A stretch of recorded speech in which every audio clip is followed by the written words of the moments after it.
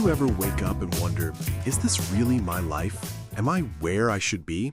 That feeling of being completely lost, even when everything looks perfect on the outside. You're not alone. And today we're talking about something real, something many people experience but rarely discuss. We're here to show you that feeling lost is not an ending. It's actually a beginning. Welcome to Talk, Learn, Teach. I'm James, and this is Emma. Let's find your way together. Hey everyone, welcome to another episode of Talk, Learn, Teach. We're so glad you're here today. Today's topic is special because it's not just about learning in English, it's about understanding yourself and your life. We know that many of you are going through changes right now.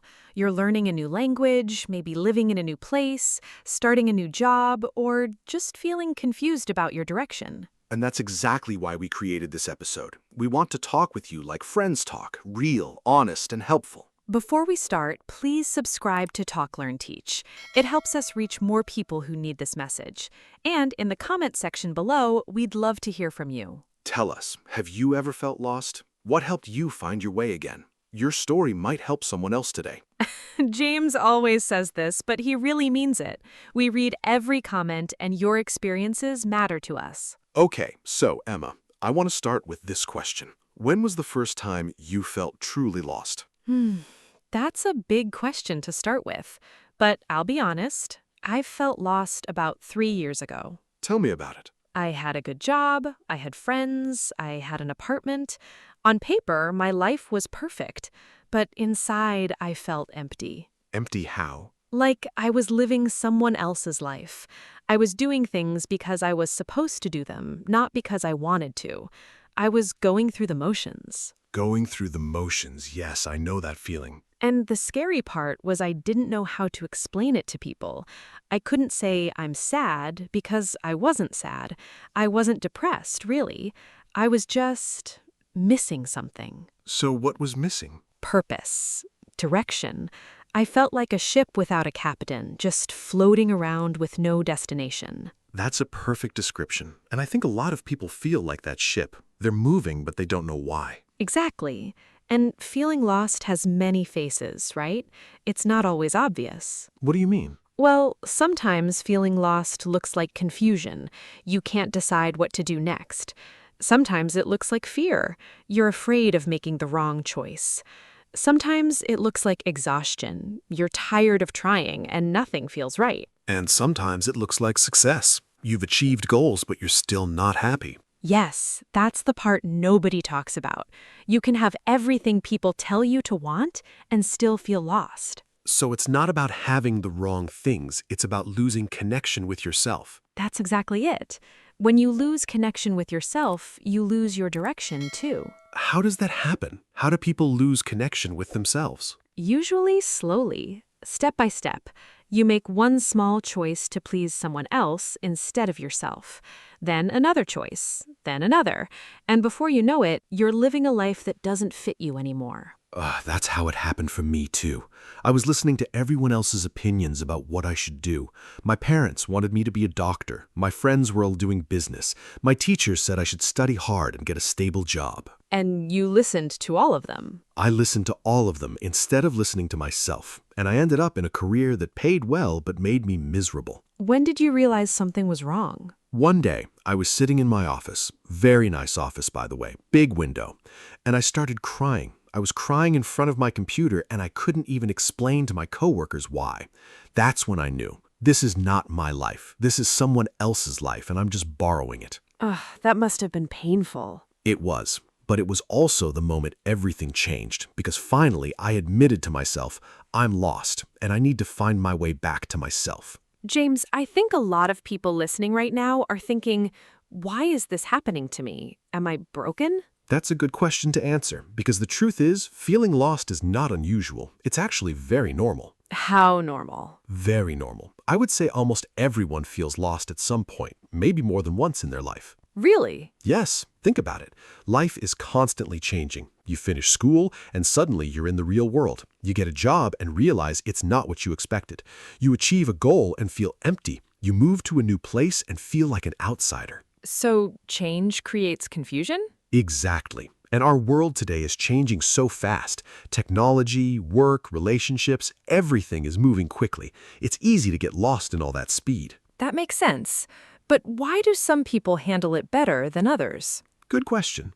Some people are more aware of themselves. They know what they care about. They know their values. So even when life changes, they have a compass inside. A compass. Yes, a compass of values, things that are important to you, things that don't change even when everything else is changing. So some people know their values and some people don't. Exactly. And if you don't know your values, you become like a boat without a rudder. You go wherever the wind pushes you. That's scary. It is. And another reason people feel lost is because they're comparing themselves to others. How does that make someone feel lost? Because social media shows everyone else's highlight reel. Everyone looks like they have it figured out. Everyone looks happy and successful. And if you're not there yet, you think you're falling behind. So comparison creates feelings of being lost. Yes. You see where everyone else is and you panic because you're not there. You lose sight of your own journey and your own timeline. That's true. I was so focused on where my friends were that I forgot to pay attention to where I was. And that's okay. That's human. We all do that sometimes. But the important thing is to notice it and change it. How? That's what we're going to talk about in the next section. Okay, so I'm feeling lost. What's the first thing I actually do? The first thing is counterintuitive. You stop. You stop running. You stop trying so hard. Stop? But if I stop, won't I fall further behind? No, because you're not moving towards anything right now anyway. You're just moving frantically. Okay, so I stop. Then what? Then you breathe. I'm serious. Take a moment. Close your eyes if you want. Just breathe. How long? As long as you need. Maybe 5 minutes, maybe 10. Just be still. And this helps how? Your brain is probably running very fast right now. It's creating stories, it's making plans, it's worrying. When you breathe and sit still, your brain can finally calm down. So breathing is medicine? Yes, actually, it's free medicine that you can use anytime. When you breathe deeply, your nervous system relaxes. Your thinking becomes clearer. Okay, I can do that. Then what? Then you ask yourself some honest questions. But do this gently, not like you're interrogating yourself. What kind of questions? Questions like, when was the last time I felt happy? What was I doing? Or, if I could design my perfect day, what would it look like? Or, what do I love to do so much that I lose track of time? So I'm thinking about what brings me joy? Yes, because joy is a compass too. The things that bring you joy are often connected to your true values. That's a good point. So the first step is really about getting quiet and reconnecting with myself? Exactly. You can't move forward if you don't know yourself, and you can't know yourself if you're always running. But won't people think I'm lazy if I stop? Maybe, but that's their opinion, and their opinion is not your life. Okay, I like that. So I stop, I breathe, I ask myself questions. What comes next? What comes next is understanding your values, and this is important. I'm listening. Emma, what are your top 3 values, the things that are most important to you? That's not easy to answer quickly. I know, but take a moment. What comes to mind? Okay, honesty. I really care about being honest with myself and others. Connection. I need real relationships with people. And growth. I want to keep learning and improving. Beautiful. Those are your values. Now imagine making every decision based on these 3 things. What do you mean? Well, if you value honesty, then when someone asks you to do something that doesn't feel right, you say no. You're honest about that. Even if it disappoints them? Even if it disappoints them, because living dishonestly will disappoint you more. That makes sense. What about connection? If you value connection, you invest time in the people who matter. You say no to things that isolate you. You build relationships. And growth? If you value growth, you say yes to challenges. You try new things. You don't stay in your comfort zone just because it's comfortable. Okay, so once I know my values, I can make better decisions? Yes, decisions become easier because you have a filter. You ask yourself, does this choice align with my values? Will this choice help me move toward my real goals? So values are like a guide. Exactly, a personal guide that helps you stay on track. But what if I don't know my values yet? Then you need to explore, and this is where it gets exciting. How do I explore? You try different things. You read, you talk to people, you take classes, you volunteer, you travel if you can. You see what makes your heart feel alive. And my values will show up through these experiences?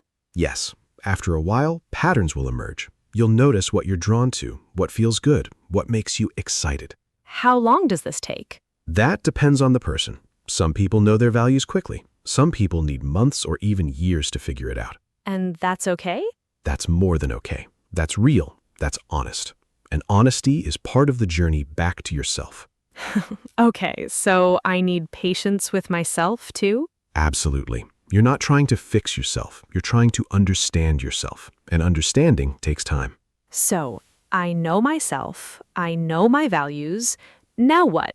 How do I actually change my life? Here's the thing that stops most people. They think change has to be big. What do you mean? They think they need to quit their job tomorrow, or move to a new country, or completely transform their life overnight. Is that not how it works? No. Big changes usually fail.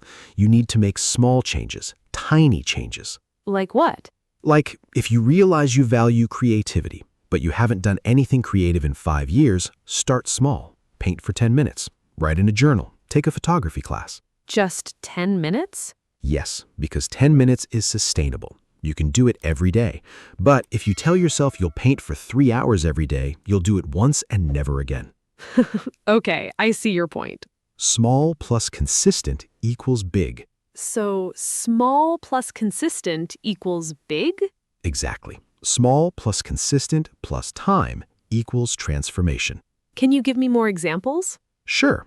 If you value connection, but you're isolated, you don't need to go to 10 parties. You call one friend this week, just one. That's so simple. Simple is the secret. Most people make their life too complicated. They need the biggest solution to feel like it counts, but it doesn't work that way. So, if I want to start exercising, I don't need to go to the gym 5 times a week. No, you take one walk. That's it. 20 minutes, just one walk. And you do that for a week. Then what? Then maybe you add another walk. Or you make the first walk longer, but you go at your pace, your speed, your rhythm. I like this approach. It feels possible. It is possible, and that's the point. Change should feel possible. It should feel doable, because when you do small things consistently, you build confidence. How does confidence help? Confidence makes you want to do more. You do one small thing, you succeed, you feel good, you want to do another small thing. That's momentum. Building momentum is important? It's everything. Momentum is what keeps you going when things get hard. Okay, but here's my worry. I'm going to start this journey and then I'm going to doubt myself. I'm going to think, this is stupid. This won't work. I'm wasting my time. Emma, that's going to happen. I'm not going to lie to you. It will? Yes, doubts are like clouds. They come and go, and they're normal. So, how do I deal with them? First, you recognize that doubts are not facts. They're just thoughts. But they feel like facts. They do, but they're not. Your doubt says you can't do this, but that's just your doubt talking. It's not the truth. So, how do I argue with my doubt? You don't argue with it. You acknowledge it. You say, "Hello, doubt. I see you, but I'm doing this anyway." So, I'm talking to my doubt? Yes, because your doubt is trying to protect you. It thinks change is dangerous. It wants to keep you safe. But change is not dangerous? Not this kind of change. This kind of change is growth, and growth is good. But your fear doesn't know that. Your fear just sees something unknown and says, "No, stay here. It's safe here." And I need to thank my fear for trying to protect me, but then do the thing anyway? Exactly. You say, "Thank you for looking out for me, fear, but I'm ready to try something new." What about self-criticism? That's different from doubt, right? Yes, self-criticism is when you blame yourself. You're angry at yourself. You think you're not good enough. That's what I do most of the time. And that's painful, and it stops you from trying. How do I stop that? You practice self-compassion. This is a big one, Emma. This changes everything. What's self-compassion? It's talking to yourself the way you talk to a friend. If your friend made a mistake, would you tell them they're stupid and worthless? No, of course not. Exactly. You'd be kind. You'd say, "You're learning. Everyone makes mistakes. You're doing your best." You need to say that to yourself, too. But that feels weird. It does at first, because you're used to being hard on yourself. But try it. When you make a mistake, instead of blaming yourself, say, "I'm learning. This is how growth works. I'm doing my best." And that actually helps? It helps so much. Because when you're kind to yourself, you want to keep trying. When you're cruel to yourself, you want to give up. So kindness is actually more practical than criticism? Much more practical. Criticism makes you want to hide. Kindness makes you want to grow. I'm thinking about all this, and it feels like a big journey. Do I really have to do this alone? No, actually, you shouldn't. And this is something many people forget. What do you mean? When you're feeling lost, the natural thing to do is isolate. You hide. You think, "Nobody understands me." That's true, though. Nobody really understands me. Maybe not completely, but there are people who care, who want to help, who have been lost too. So I should tell people? Yes, not everyone, not random people, but people you trust, a close friend, a family member, a counselor, a teacher. And I tell them I'm lost? Yes, you say, "I'm going through something. I'm trying to figure out my direction. I could use some support." And they'll actually help? Most likely, yes. And even if they can't help directly, just saying it out loud makes you feel less alone. How? Because isolation is part of feeling lost. When you're isolated, your thoughts just go in circles. But when you tell someone else, it breaks the circle. So talking literally changes things? Yes, talking is powerful. It's medicine. And what kind of support do I need? Different kinds. Sometimes you need someone to listen. Sometimes you need advice. Sometimes you need accountability. Someone to check in with you and ask, "Did you do your thing this week?" So like a friend who's cheering you on? Exactly. A friend, a mentor, a community. These are all forms of support. What if I don't have people like that? Then you find them. There are online communities, support groups, classes, clubs, people who are going through similar things. And just being around those people helps? So much, because you realize you're not alone. Other people have felt lost too. Other people have found their way, and that gives you hope. So as I'm making these small changes, do I just notice them and move on, or should I celebrate them? You celebrate them. This is important. How do I celebrate? Any way you want. Maybe you write it in a journal. Maybe you tell a friend. Maybe you do a little dance. A little dance? Yes, because your body needs to feel success, not just your mind. But these are small things. Is it silly to celebrate? No, because small things are how you get to big things, and you need to acknowledge that. Give me examples. Okay, you made a phone call you were scared to make. Celebrate that. You tried something new. Celebrate that. You were honest with someone. Celebrate that. You took a walk even though you didn't feel like it. Celebrate that. I feel like I celebrate too much and people will think I'm strange. Who cares? It's your life. And positive emotions are fuel. When you celebrate, you create positive emotions. Those emotions make you want to keep going. So celebration is also motivation. Exactly. Most people think motivation comes first. You get motivated, then you do things. But it's the opposite. You do things, then you celebrate them, then you feel motivated to do more. So action creates motivation? Yes, not the other way around. This is a big realization for many people. So if I'm not feeling motivated, I just do something small anyway? Yes, and then you celebrate it, and then the motivation comes. That's backwards from what I thought. Most people think it's backwards, but your brain works this way. Action first, emotion and motivation follow. That's actually empowering. It is, because it means you don't have to wait to feel ready. You just have to take action. James, I want to ask about something real. What happens when I mess up? When I start going back to my old patterns? It's going to happen. It is? Yes, you're going to have a good week and then a bad week. You're going to feel like you're moving forward, and then suddenly you feel lost again. That sounds discouraging. It is, but it's also completely normal. Change is not a straight line. What do you mean? Change is messy. It has ups and downs. It has days where you feel strong and days where you feel weak. So I'm going to fail. You're going to have setbacks. That's different from failing. How is it different? Failure is final. You fail and you're done. A setback is temporary. It's part of the journey. So one bad day doesn't ruin everything? No, One bad day is just one bad day. What matters is what you do the next day. And if I have a bad week? Then you have a bad week, and the following week you start again. But won't I lose all my progress? No, your brain doesn't forget. Your body doesn't forget.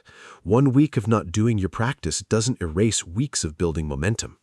So I can't actually lose progress? Not completely. It's like when you learn to ride a bike. You don't forget how to ride a bike just because you didn't ride it for a week. So my effort builds something that stays. Yes, it stays. And if you start again, it's easier than the first time. That's comforting. But what if I feel like I'm going backwards? Then you recognize it and you do something about it. You don't have to overreact. You don't have to fix it all in one day. I just notice it and slowly start again. Yes, you notice, you breathe, you remember your values, and you take one small action, just one. And that's enough to get the momentum going again? That's enough, because momentum is built on consistency, not intensity. So I'm not trying to be perfect. I'm just trying to be consistent. Exactly. Perfect is impossible. Consistent is possible, and consistent is what actually creates change. Okay, so I'm doing all this work, I'm making small changes, I'm celebrating my wins, I'm getting back up when I fall. What does my life actually look like after all this? That depends on you, because your new life is going to be different from my new life. I know, but give me an example. What happened to you? I quit my job. That was huge. Just like that? Not just like that. I was scared. I had doubts. But I had been doing the work. I knew my values. I knew what I wanted. So I quit. And then? And then I was even more scared because I had no income, no plan, nothing. But I had myself. And I had worked on trusting myself. So I started looking. I took a career that paid less but felt right. And I've never been happier. money doesn't matter? It matters, but less than happiness, less than feeling like my life is actually mine. So you found your way? I'm still finding it, but now I'm looking in the right direction. What changed in your daily life? Everything and nothing. I still wake up, I still work, I still deal with problems, but now I'm doing things I actually care about. Now I'm making choices that feel true to me. And you don't regret leaving your safe job? Not for 1 second, because that safe job was slowly killing me. I didn't realize it until I left. That's powerful. But not everyone can just quit their job. You're right, not everyone can, and that's okay. You don't have to make big changes to find your way. What do you mean? You can stay in your job and find new meaning. You can stay in your situation and find new purpose. You can make small changes that add up over time. So your new life doesn't have to look completely different. No, it can be the same situation with a different perspective, the same job with new meaning, the same life with you being more present and more intentional. So I get to choose what my new life looks like. Completely. You get to design it based on your values, based on what brings you joy, based on what makes you feel alive. That's actually beautiful. It is. And that's what finding your way means. It means taking back control of your life. It means being the author of your own story. Okay, I'm ready. I want to do this. I want to find my way, but I don't know where to start. Good. Let's make this simple. Here's what you do today. Not tomorrow, not next week, today. I'm listening. Step 1. You sit down, 5 minutes, you breathe. That's it. Just breathe. Just breathe. Calm your mind. Step 2. Step 2. You ask yourself 3 questions. What makes me happy? What do I care about? What am I good at? And I just think about these questions. You think about them or write them down. Doesn't matter. Just get the answers clear in your mind. Step 3. Step 3, you pick one small thing, one tiny thing you're going to do this week, something that connects to those answers. Like what? Like if you care about creativity, you spend 10 minutes drawing. If you care about connection, you call one friend. If you care about learning, you read 1 chapter of a book. That's it. That's my starting point. That's it. 3 steps. Breathe, answer questions, take one small action. And then next week? Next week, you celebrate that action, and you take another small action, and you keep going. It sounds so simple. It is simple. That's why it works. Thank you for this, James. I feel different just from talking about it. Good. That's the beginning of change. It starts with knowing that change is possible, that you're not stuck, that you can find your way. Before we finish, I want to say something to everyone listening. Yes, please. If you're feeling lost right now, that's not weakness. That's actually wisdom, Because you're awake, you're aware that something isn't right, and awareness is the first step to change. So feeling lost is actually positive? It can be, because feeling lost means you're about to find something. Find what? Find yourself, find your direction, find your life. I love that. And remember, you're not alone in this. Millions of people feel lost. Millions have found their way again, and you can too. What should people do right now after this episode ends? Go back to those 3 steps. Breathe, answer the questions, take one small action. That's all you need to do today. And if they want to share their journey with us? Yes, please do. Tell us in the comments. Tell us how you're feeling. Tell us what you're doing. We're here cheering for you. This has been so meaningful today. It has, and I'm grateful for everyone listening. You took time out of your day to be here. That matters. So before we say goodbye, remember to subscribe to Talk, Learn, Teach. More episodes are coming. Episodes about confidence, about change, about finding your best self. And leave a comment. Tell us your story. Tell us what brings you joy. Tell us what you're grateful for. Because your story matters. Your voice matters. You matter. And that's what this journey is about. Remembering that you matter and building a life that reflects that truth. I got emotional. Me too. Thank you all for being here, for listening, for trusting us with your hearts. This has been Emma and James from Talk, Learn, Teach. Until next time, keep finding yourself, keep choosing yourself, keep building your life. Goodbye, friends. We'll see you next episode. Take care.